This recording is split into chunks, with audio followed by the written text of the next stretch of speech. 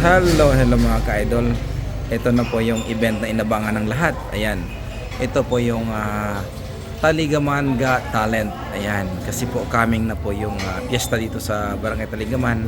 Kaya yung Barangay Taligaman nag-ask sila kung pwede ba mag-sponsor ang ating syempre ang ating channel na Pobreng Makalooy Charity Channel, charity vlogger na tumutulong talaga sa anuman ang mga gustong kaligayahan ng ating mga kababayan, ating mga kapatid. Ayan, ito po, nabigyan po natin ng kaligayahan ng ating mga taga Barangay Taligaman. Kaya nag-sponsor sa Pobreng Makalooy, Princess Pobreng Makalooy para sa atin lahat. Ito po, ito mag-umpisa po ito ngayong 7 PM. Kaya andito po kay lahat dahil mayroon po tayo mga the best talent na dito po sa ating lugar. Kaya ito po, yan po yung ating mga VIP guest na upuan.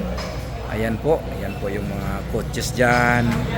Tapos dyan po yung mga bisita natin na darating. Tapos ito po yung tinatawag natin na red carpet. May red carpet po tayo mamaya.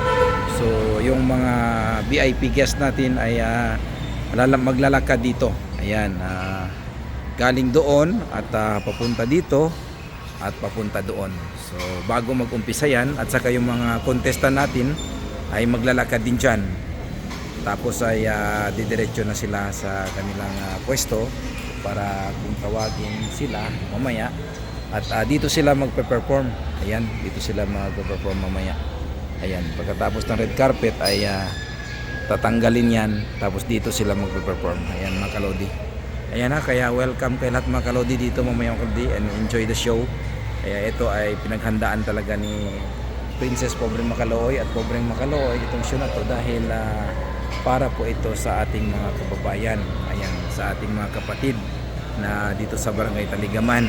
Kaya God bless us all. Kaya si Pobreng Makalooy at kayo naniniwalang at si Prince Makalooy naniniwala at sa lahat ng mga subscribe ni Pobreng Makalooy naniniwalang the more you give, the more receive ang kalusugan ating kayamanan mga idol ha. We love you so much mga idol. Ayan, event po natin yan. Bye bye mga kalodi.